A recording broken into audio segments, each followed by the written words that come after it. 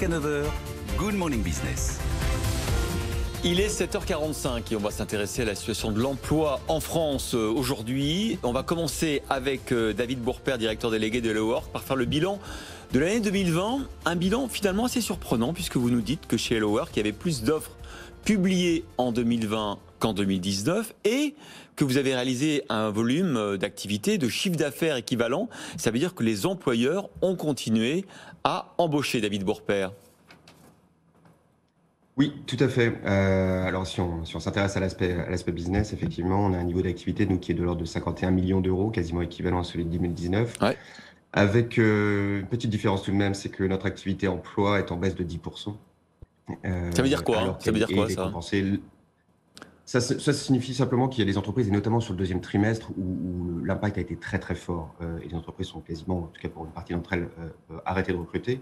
Ce qui est intéressant, c'est de voir que sur le second semestre, en revanche, on est sur une croissance de 5%. Donc on est sur des signaux qui sont, je dirais, qui étaient très compliqués à analyser sur 2020, mais on a eu une fin d'année notamment qui a été assez positive et les entreprises se projettent sur l'année suivante. Donc ce sont des signaux qui sont plutôt positifs pour ce marché de l'emploi, sous couvert des évolutions évidemment des conditions sanitaires. Et à côté de ça, on a une activité autour de la mise en relation sur la formation, donc avec une plateforme comme Ma Formation par exemple.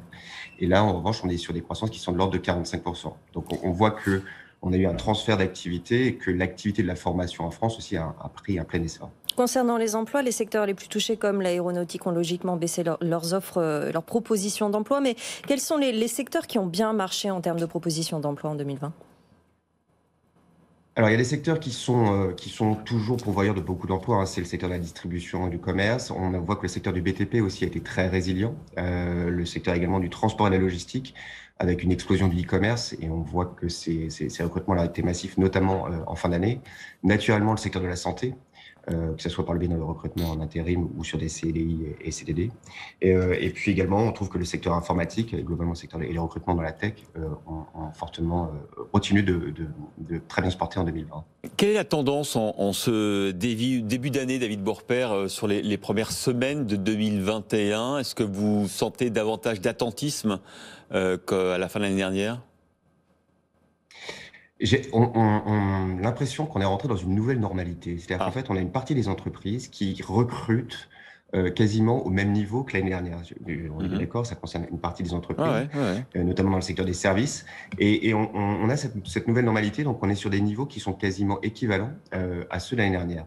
En revanche, il y a des secteurs sur lesquels qui sont totalement à l'arrêt, donc la restauration, tourisme, hôtellerie, l'aéronautique qui continue de souffrir très fortement, et évidemment le transport de voyageurs. Mais à côté de ça, on a des secteurs d'activité qui recrutent quasiment au même niveau. Donc voilà, c'est encore difficile à affiner, et puis on va voir quelles vont être les annonces de jeudi prochain qui auront peut-être un impact sur ces volumes de recrutement. Mais on a un marché de l'emploi qui est loin d'être totalement à l'arrêt. Géographiquement, c'est l'Île-de-France qui remporte le plus grand nombre de propositions ou pas forcément ? Alors, c'est l'Île-de-France qui reste le principal moteur, le principal pourvoyeur d'emploi. En revanche, c'est la région qui, avec l'Occitanie, a été la plus impactée. Et on voit que notamment l'impact sur les recrutements dans le secteur notamment du tourisme hôtellerie est pourvoyeur fortement d'emplois. Et puis un autre aspect, que ce sont également des recrutements sur les sièges et les sièges des entreprises. Et globalement, l'Île-de-France reste en tête, mais a subi un impact plus fort. Et on voit que l'Auvergne-Rhône-Alpes, par exemple, est en train de rattraper son retard parce que les conditions sont un peu singulières, mais en tout cas baisse beaucoup moins fortement. L'ouest de la France aussi, vous le dites dans votre enquête, ça veut dire qu'il y a une tentation effectivement d'aller, d'abord pour les entreprises, peut-être de relocaliser leurs activités dans des villes où c'est moins cher, à la fois en termes de prix du mètre carré pour les bureaux et pour les logements. Alors, on peut l'imaginer, nous-mêmes, nous sommes basés à Rennes, on le vit très très bien de vivre dans l'ouest de la France. En revanche, est-ce que c'est un impact encore fort, est-ce qu'il y a un impact encore important sur le marché du travail ? Je dirais qu'on n'en est pas là. De la même façon, le recrutement en télétravail reste encore en full remote, en tout cas, reste encore quelque chose qui est un peu à la marge. Mais ces entreprises, effectivement, et ces marchés de l'emploi du ouest de la France sont moins impactés. Donc là, on pense à la Bretagne, Pays de la Loire, mais qui étaient déjà, avant même cette crise, qui étaient déjà tirés par leur métropole et les locomotives économiques qu'elles représentent. Et vous nous avez dit tout à l'heure, et c'est vraiment important, ce basculement qu'on sent sur les qualifications et les formations. On sent que cette crise va accélérer sans doute les mutations avec cette demande de formation pour trouver un emploi dans d'autres secteurs que le sien. Cette mobilité, elle est acceptée par les demandeurs d'emploi. Vous voyez que leur champ de recherche s'élargit? Alors, ce sont à la fois les demandeurs d'emploi et puis aussi les personnes en poste qui souhaitent en changer. Il y a eu cette crise sanitaire engendre aussi des prises de conscience sur le fait que soit je suis pas bien dans mon emploi, soit j'ai envie pas bien dans mon entreprise, Ouais. j'ai envie d'en changer. Mmh. Et effectivement, des envies de reconversion ont notablement fortement augmenté. On a une augmentation de plus de 50% de consultation de la plateforme d'information et de demandes d'information pour justement suivre des formations qui sont de l'ordre de la reconversion.